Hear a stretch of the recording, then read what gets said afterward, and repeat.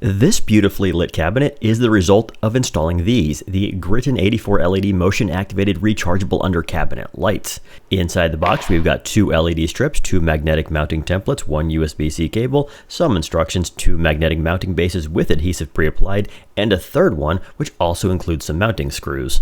Build quality here is going to be really quite nice. It's all aluminum, like an iPhone. We have our controls right there, go over those in a second. Plus on the back we have these 2 magnetic symbols that do indicate that you can go ahead and slap it on anything that's made of steel or iron or is otherwise magnetic with no permanent mounting needed. So in the controls department we do of course have the motion sensor right there. We do have a brightness button there, color temperature here, and then we have 4 positions here right now. We are in off. Then we move it to night sensing mode, and at first it doesn't do anything, but I'll go over that in 1 second because it will make sense when I turn the lights off.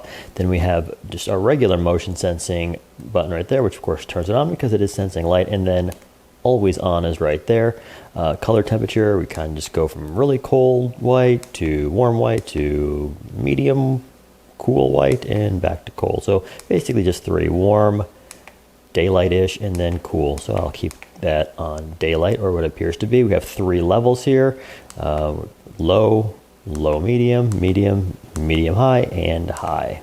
All right, so a second ago I mentioned there was a difference between night sensing and regular sensing. So with regular motion sensing, I'll do that on the right here.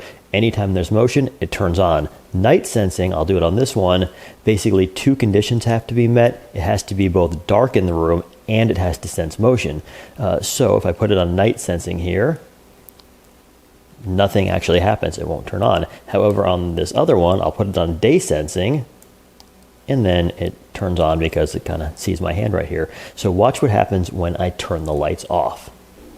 All right, now if you remember, I said it has to be both dark in the room and there has to be motion. So that is pretty cool, I guess, if you don't want it triggering in bright rooms. Recharging is going to be done by a USB-C, but once you've done that, how long does it last? All right, we are currently green, so fully charged. And I'm going to turn this guy on to medium brightness.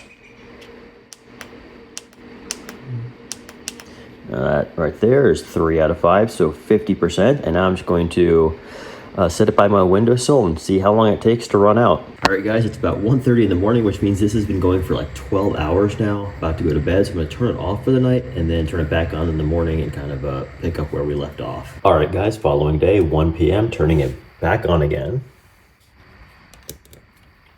So we'll see how long this runs and add it to yesterday's total. All right, it's currently about 5 o'clock, which means it's been on for 4 hours today plus the 12 yesterday. So we're currently running at about 16 hours.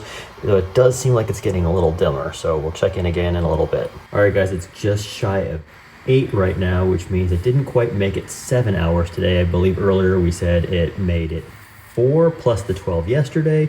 So it died somewhere between 16 and 19 hours total, and that's on level 3, which is 50% power. And then the last thing I wanted to show you was our mounting options. It's exclusively magnetic, so if your base isn't ferrous metal, they do include a couple of backer plates to stick on whatever you'd like to mount it to. For this very dark closet, I printed a little 45-degree block here, so I'll peel and stick one and then the other, and then magnetically attach the LEDs, and just like that, motion activated light in my closet. Overall, I love these things.